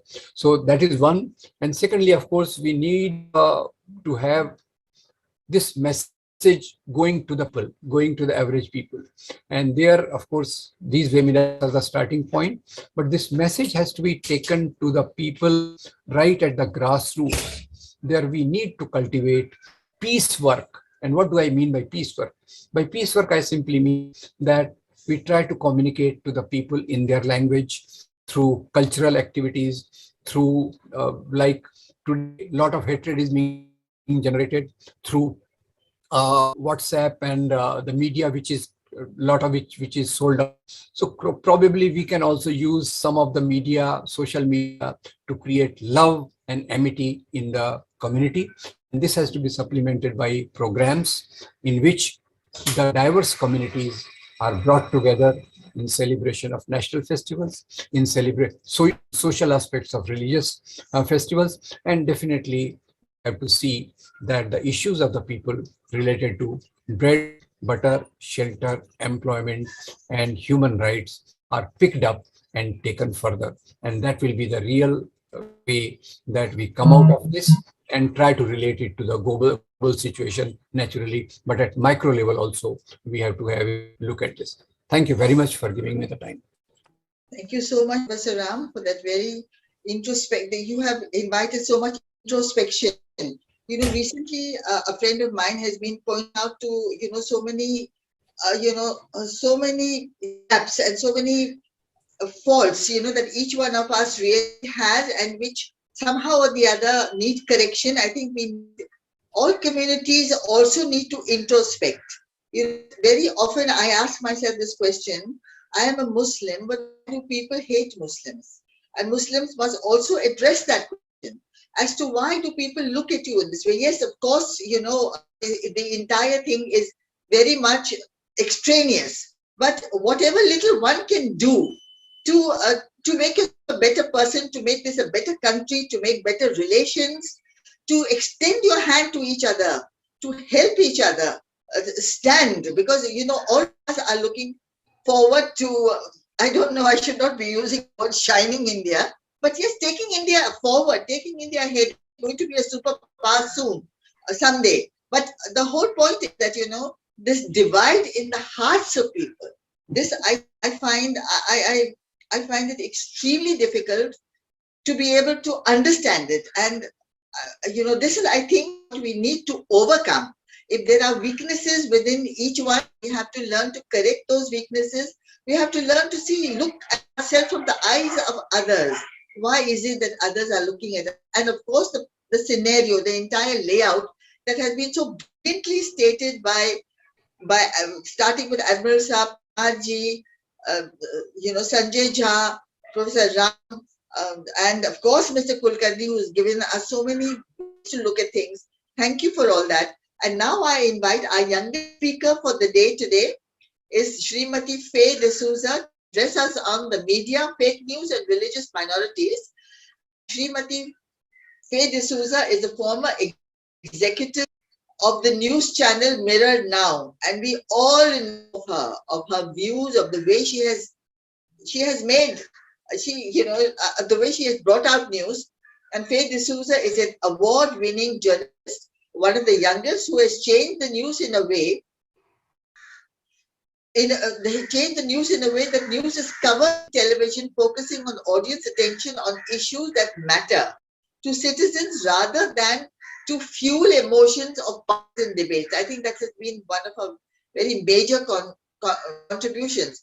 And she prioritizes information over opinion. She prioritizes information over opinion. Faye is a journalist of Minimal's young, fresh, and brutally honest, and she is presently on her entrepreneurial journey and will soon launch her own digital platform. And we wish you success, Faye. We want to be connected to your digital platform, and we are sure you're going to do us proud. And we request you to address us. Good evening, Zina ji. Thank you for that introduction. It's an honor to be included in this panel. My voice and experience is inadequate to speak before this gathering. It has been an honor simply to sit quietly and listen as the other speakers have spoken. But I want to thank you for including me in this very important conversation at a time when it is extremely important to have this conversation in our country right now. Victimization of minorities. I don't think that we've had a more grave time, a more nervous time in our country in recent memory than we do right now, as far as the minorities are concerned. For me, the thing that worries me the most is that it feels like with every passing day, our ability to tolerate as civil society the victimization of minorities, the alienation of people in our country, the shrinking definition of what it is to be Indian seems to become a little narrower every day. Today, if you look at it, in order to be truly Indian, one needs to be Hindu, caste, male, vegetarian, Hindi speaking, heterosexual, and cisgender. That leaves out a shocking number of people. And this has happened gradually. It hasn't happened overnight. It has happened gradually over a period of time, where the people who don't speak Hindi were alienated. The people who eat meat are alienated. The people who are of lower caste are regularly targeted. People who are not Hindu are regularly targeted. Transgender people are regularly targeted. The LGBTQI community is regularly told that what it does is immoral. When narrowing our definition of what it means to be Indian, it flies in the face of everything our constitution tells us. It challenges and defeats the idea of this country that has been put down as design in our constitution by our founding parents who wrote that constitution, who had in their heads a vision of what India would grow up to be. 70 years later, have we done justice to that vision? Or are we in fact pedaling backwards? Everyone's talked about one particular incident that sort of struck a note for them. I think today we are in a country where the constitutional head of our country, somebody occupying a constitutional position, spent 2 full days on taxpayer money in artis and religious symbolism and ritual. It was telecast non-stop by the state-owned broadcaster, and it was picked up by the media across the country. Nobody asked a question. Nobody said, why is it that the head of our secular country is performing religious rituals and it's being carried on screen? Why is this of national importance? Why is this allowed? There were no questions that were raised by the judiciary. There were certainly no questions that were raised by the media. And I know this has come up till now, but the opposition, I'm afraid, doesn't speak strongly enough. For me, the thing that worried me was not what the head of our nation decided to do, but the lack of challenge that came from the checks and balances of our democracy, which is the media, the judiciary, and the opposition. The opposition is currently engaged in proving that they are just as, if not more, Hindu in some way than the BJP. And there might be different ways to look at it and say, yes, this is necessary for whatever reason, but what message does that send to the religious minority who are not Hindu? It basically says that you don't matter. We don't need to represent you. Fighting for your rights or asking questions on your behalf doesn't matter. All that we need to do is to prove that we are as Hindu, or if not more Hindu, or differently Hindu than the ruling party. I mean, we live in a country today where one state government has openly declared that praying in public will not be, and I'm quoting here, tolerated. It will not be tolerated to pray in public for one particular community. And that piece of information just came and went because it's becoming part of our daily fabric. It's becoming part of our day to read these atrocious things in our newspapers. And so we've become less and less inclined to challenge it. Minority communities are being told that they need to be tolerated, or they need to seek tolerance from the minority in their own homes, this country is your home. You have to wait for the majority community to choose to tolerate you. If not, tough luck. We have right now vigilante groups that unfortunately the media has begun calling activists, going around attacking people, beating people up, bullying young couples,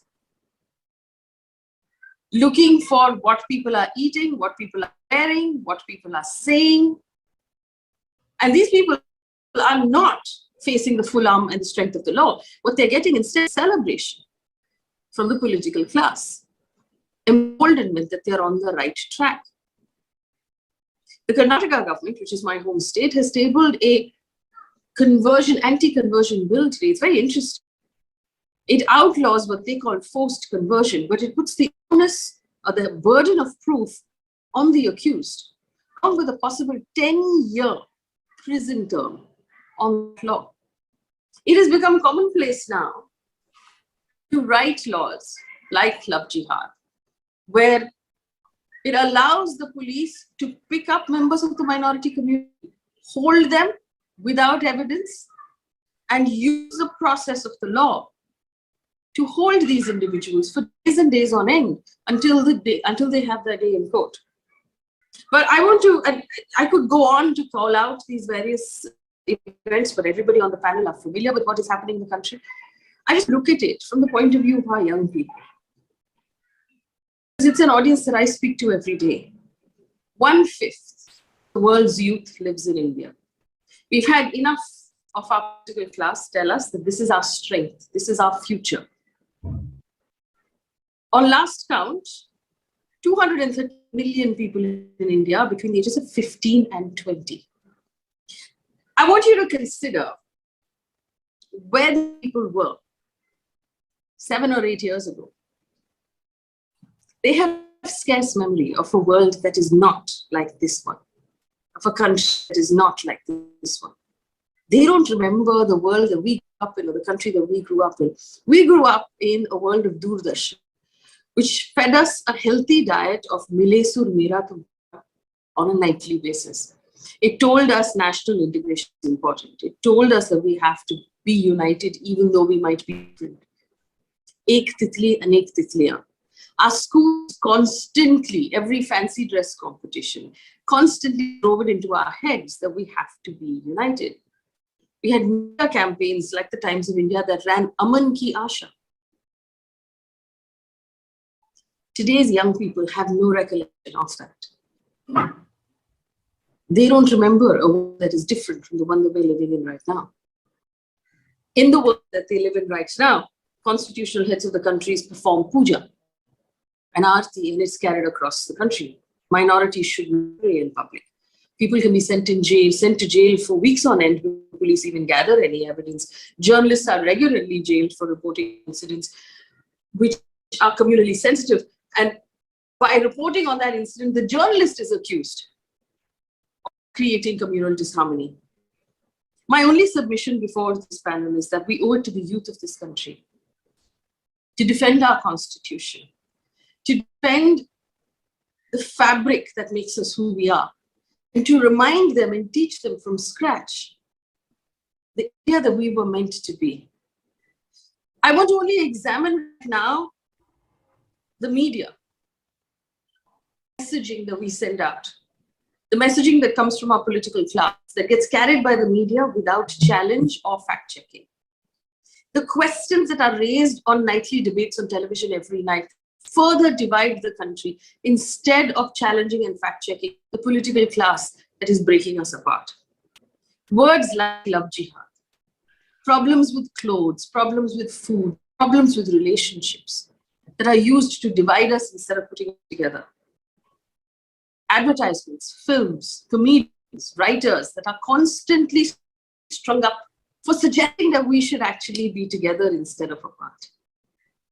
This is the world we live in. I have a very close friend whose child came home from school one day and genuinely asked at the dinner table, are Muslims bad people? That's the messaging we're putting out for them every day. That's a generation that we're raising. A generation in strength and numbers that's far stronger than what you and I are right now. And if we don't, at this point, defend our constitution, like it was defended, this country was defended by those people who won us our freedom, we will reach a point where it'll be too late to pedal back. It'll be too late to change the messaging. It'll be too late to clear the water that has already been muddied. And at that point, just political power, just a change of the political class will not make that much of a difference. Because like I said, the opposition is sounding more and more like the ruling class. And unless we, as civil society, as journalists, as activists, stand up and say that this is not our India, we'll wind up with an India that's completely unrecognizable for those of us who were not born 10 years ago. Thank you. Thank you so much, Faye. Thank you for your thought-provoking words, and thank the panel. We've had really a very exceptional today, and there's been so much sharing and there's been so much to learn. For me, there has been much to learn, but there is just one thing that I would like to say before we leave. It is that, we have this common thread. When I was doing this chapter of mine on the commonalities, I worked very hard. 2 years of COVID, we glued to the computer, only thinking and working on that aspect. And I found that there's such wonderful things in Hinduism and wonderful things in Christianity or Sikhism or Buddhism, Islam, of course, and Judaism, and every other, Jainism, Buddhism, the Indian religions, but even the Oriental religions, we are so connected. And yet we should not allow ourselves to be taken away without due study, without trying to understand that we are part of one creation. That is how we have to remain, and that is how we have to bring our country forward. So I would like to make my conclusion by thanking our absolutely distinguished and brilliant panelists.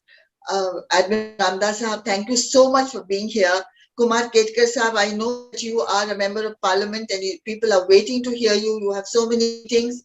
Thank you for being with us always. And it's always a great pleasure. And I totally fall in line with your theory of civilizations, because I've written on that subject.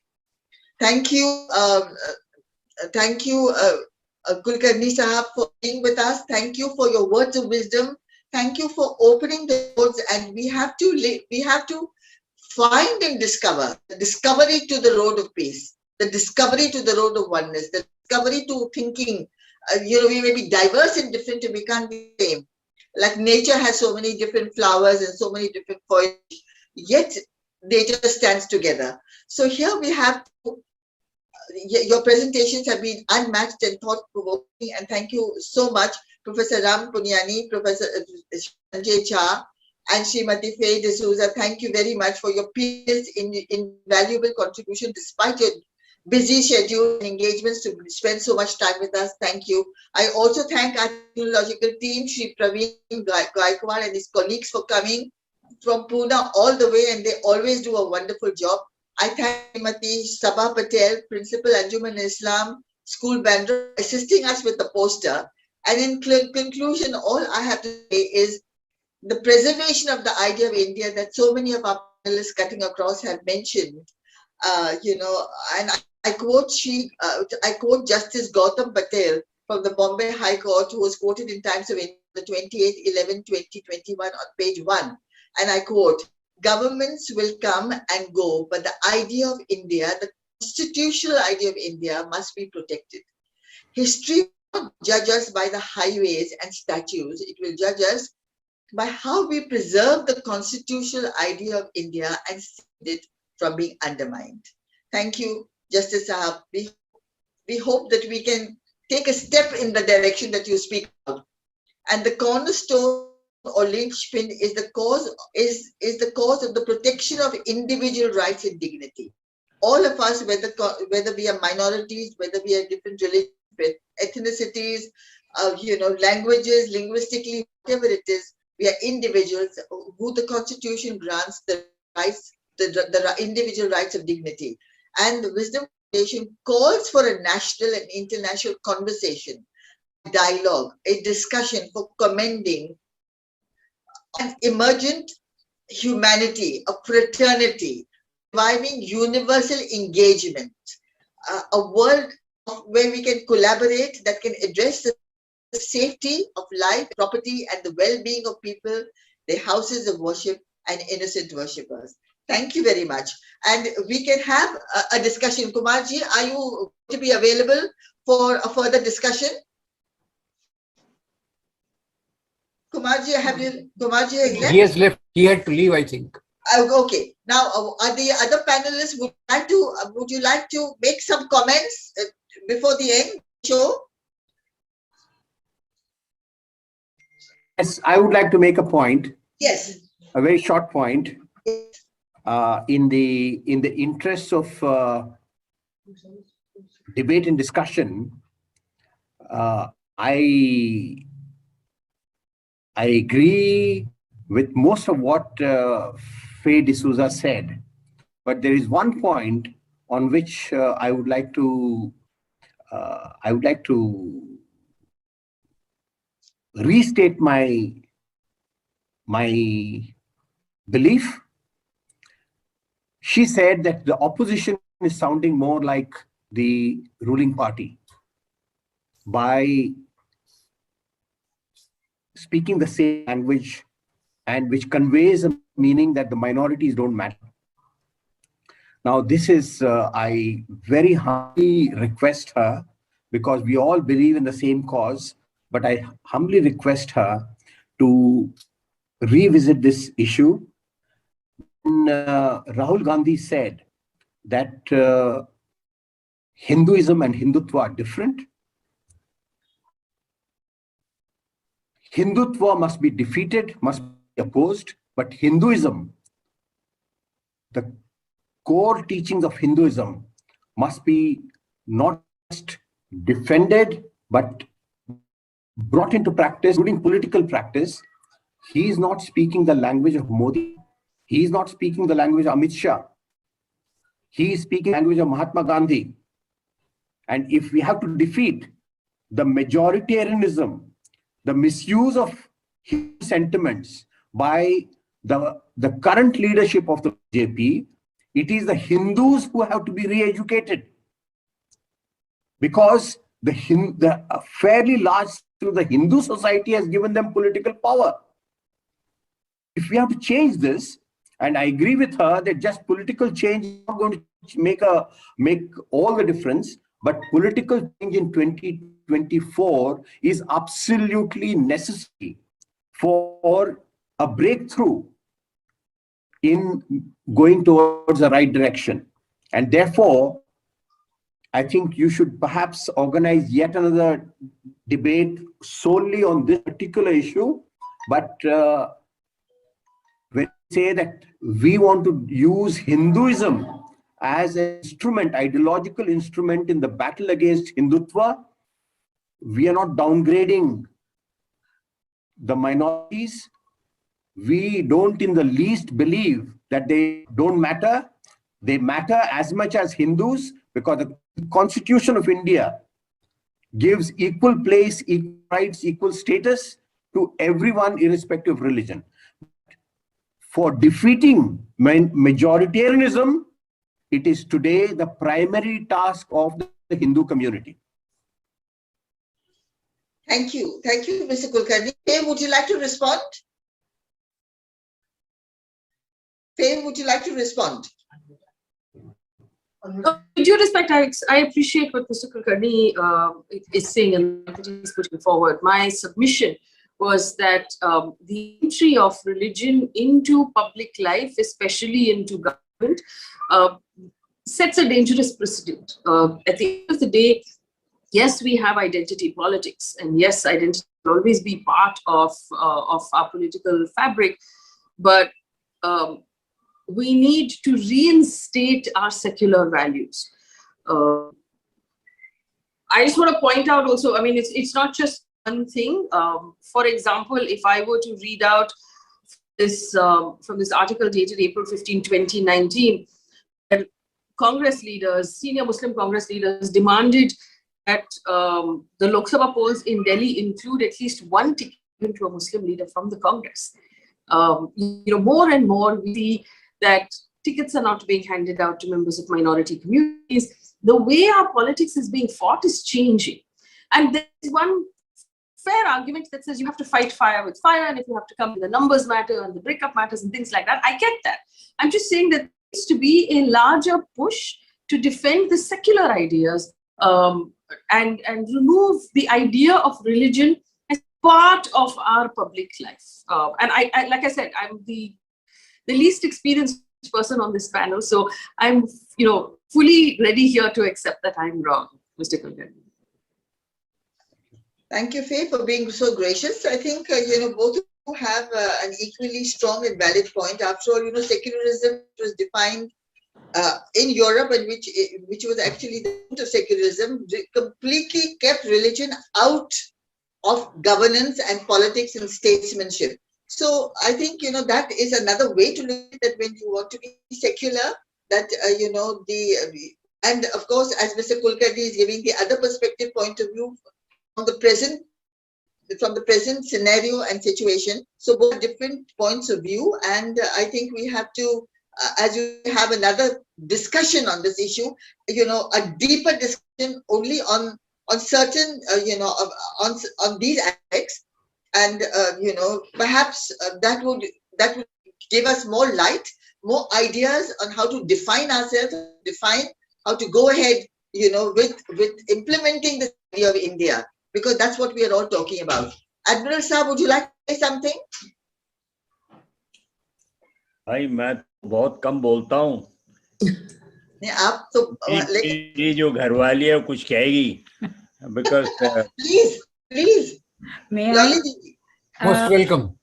Well, as everybody has said, this has been absolutely, I think, deeply rich, engaging, and I think very challenging actually, because what I wrote in the chat box, each one has actually come up with some very, very solid, practical, concrete suggestions on what could be the way forward. Yes, I hope you haven't missed out the guerrilla warfare in this, because there's a little bit of warfare. Professor Ram? Actually, first of all, we must thank Lolly for her kind words towards our presentations. And secondly, I want to just say that we are not contradicting each other. What Faye said and what I also understand, that when our political party leaders are spending 2 days worshipping in a temple, and opposition parties, I don't see any voice. I don't see legal action. I don't see any proactive approach from the judiciary, because I don't know much about law, but probably our law also tells us, Article 27, that state will not be spending any money on the religious functions and religious things. So there are not too many people to remind or to speak this truth to the power. And of course, Zindri is right that what Rahul has said is absolutely correct, very courageous, but he's alone at the moment. I hope the tribe of Rahul is strengthened and stronger and bigger, so that more people can understand that whatever is going on has nothing to do with our constitution. It is totally against our constitution. And to add one more point to Lali, is that the ground level work, I think some of us have to encourage work also, because a hatred which has been drilled against Muslims and Christians, it will not go automatically. That will require a lot of effort on our part. We encourage younger people into such a type of understanding, where they develop this understanding, which probably some of us had 50 years ago or 70 years ago, and try to reach this message far and wide, because that's where the India lies. So, and that's what will affect India's politics in the future. Thank you. Thank you, Professor Ram. Does any panelists want to say something more? We still have 7 minutes to go. If you do, then I thank you so much for all your words of wisdom, for all the in-depth thinking that has come out, and I'm very humbled today before all of you, and I thank you so much for your valuable time and for your valuable words, and we'll try and put this together as much as we can to take the country forward. That is the idea of having a discussion of this nature, that, you know, we have to find ways and means in which to protect the minorities, to protect the people of India, to see to it that each individual gets his right. We are all citizens of this country, and we are equal citizens. And I think that is something that, you know, we have to understand, and we hope to implement. Thank you so much for all your time. And we will meet again soon. Thank you. Thank you, Admiral Saab. Thank you, Professor Saab. Thank you, Mr. Kulkarni. Thank you, Kumar Ketkar ji, who has had to leave. Thank you, Sanjay, who had to leave. Admiral Saab, thank you for staying all the time. Thank you, Faith, despite, I may announce, we wish Faith the very best. Okay. And thank you for being with us, all of you. Thank you. Thanks to Zeenath for this wonderful program. Thanks. Thank you. Good night.